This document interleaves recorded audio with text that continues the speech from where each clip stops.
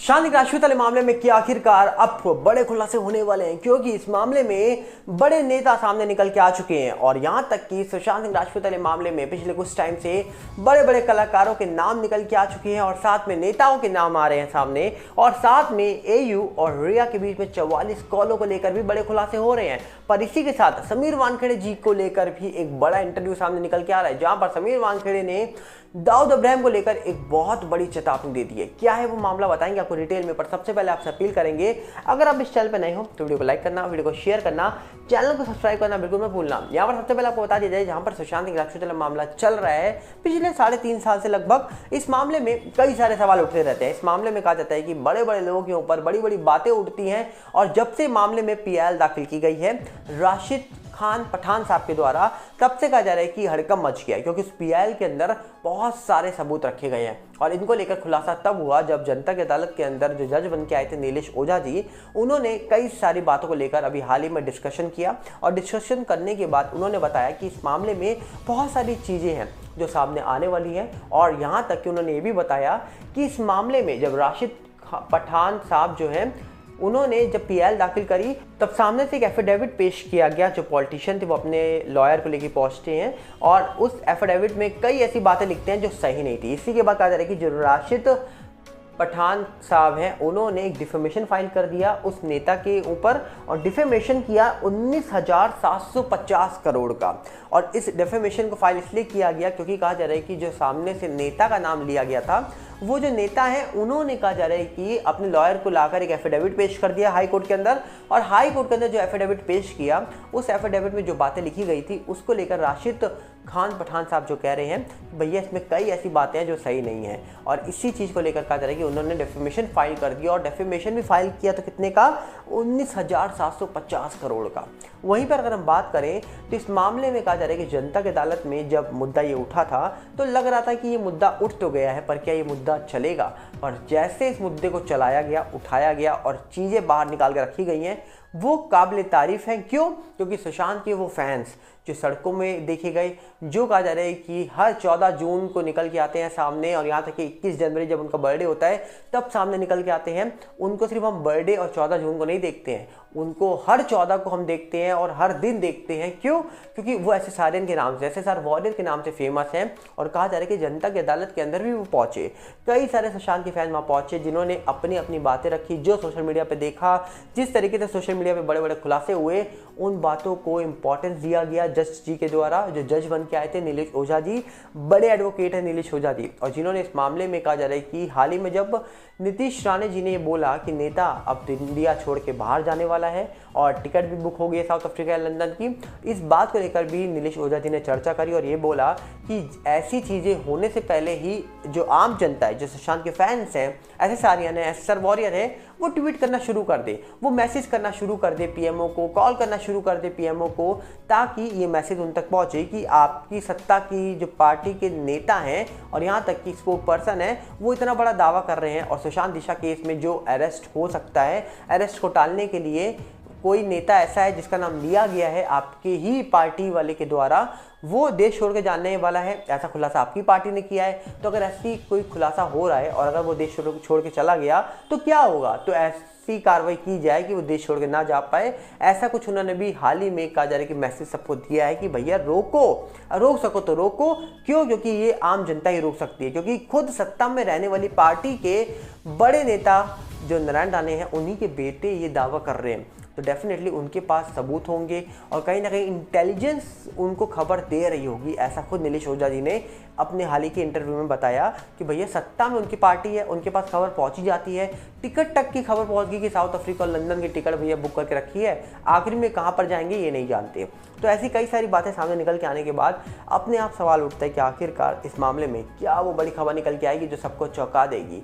क्योंकि सुशांत मामला दिनों दिन इंपॉर्टेंट होता जा रहा है। और जब से रूप कुमार शॉ जी ने मामले में इंटरव्यू दिया और ये बोल दिया कि मामले में गड़बड़ थी, हमने डॉक्टर को बोला था, डॉक्टर ने कहा तुम अपना काम करो, हम अपना काम करेंगे, उसके बावजूद देखा गया तो कई सारे सवाल इस मामले में उठे। और सोशल मीडिया के माध्यम से ही कई सारी चीज़ें जो सामने निकल के आती हैं, हम वही बातें आपके सामने रख रहे हैं, क्योंकि सोशल मीडिया में कई सारी चीज़ें ऐसी हैं जो बहुत इंपॉर्टेंट होती है। कई बार वो चीज़ें आप नहीं देख पाते हो, पर उन चीज़ों में बहुत सारी बातें छुपी होती हैं। पर अब देखने वाला विषय ये है कि जो PIL दाखिल हुई है, उस PIL में जब सुनवाई होगी तो क्या सही में अब नंबर आने वाला है किसी का, नेता का या अभिनेता का, किसका पहला, ये तो आने वाला वक्त ही बताएगा। पर वहीं पर अगर हम बात करें तो समीर वानखेड़े जी को तो आप जानते होंगे। जी हाँ, वही समीर वानखेड़े जी जिन्होंने सुशांत केस में एंट्री ली थी और जिन्होंने शाहरुख के बेटे आर्यन खान को गिरफ्तार करा था क्रूज पार्टी से। सुशांत केस में जब से इन्होंने एंट्री ली तब से कहा जा रहा है कि कई सारे बड़े खुलासे हुए और रिया से लेकर कई लोगों को इन्होंने गिरफ्तार किया, पर एनसीबी के चक्कर लगवा दिए थे। दीपिका, सारा, श्रद्धा, रकुल से लेकर अनन्या पांडे तक का कई सारे लोगों का कहा जा रहा है कि एनसीबी में चक्कर लगाते हुए हमने देखा। बड़ी गाड़ियां छोड़ छोटी छोटी गाड़ियों में सिंपल बन के आए थे, सब बालों में तेल लगाकर। पर वहीं कहा जा रहा है कि अभी हाल ही में आज तक की ओर से एक इंटरव्यू निकल के आ रहा है, जिस इंटरव्यू में कहा जा रहा है कि समीर वानखेड़े जी ने कहा है मुझे धमकियों से डर नहीं लगता है। कहा जा रहा है कि एनसीबी के मुंबई जोन के पूर्व निर्देशक समीर वानखेड़े ने कहा अंडरवर्ल्ड डॉन दाऊद इब्राहिम जैसे क्रिमिनल जो हैं उनको मैं ज़्यादा इंपॉर्टेंस नहीं देता हूं।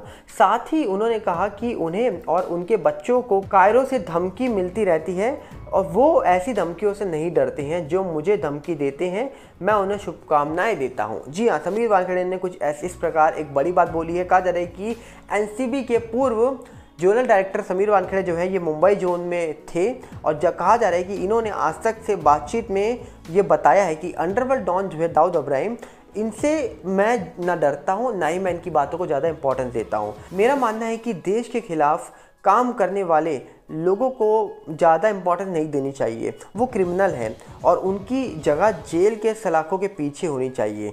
आए दिन मिल रही धमकियों पर समीर वानखेड़े का कहना है कि उन्हें और उनके बच्चों को कायरो से लगातार धमकियां मिल रही हैं। इस मामले में वो शिकायत जो है मुंबई पुलिस से कर चुके हैं। पुलिस द्वारा मामले की जांच की जा रही है। साथ ही उन्होंने कहा मैं ऐसे किसी धमकियों से डरने वाला नहीं हूं। जो मुझे धमकी देते हैं मैं उन्हें शुभकामनाएं देता हूं। मैं धमकी देने वालों को शुभकामनाएं देता हूं। और आगे वो लिखते हैं पिछले कुछ दिनों से समीर वानखेड़े के राजनीति में आने की चर्चा चल रही है।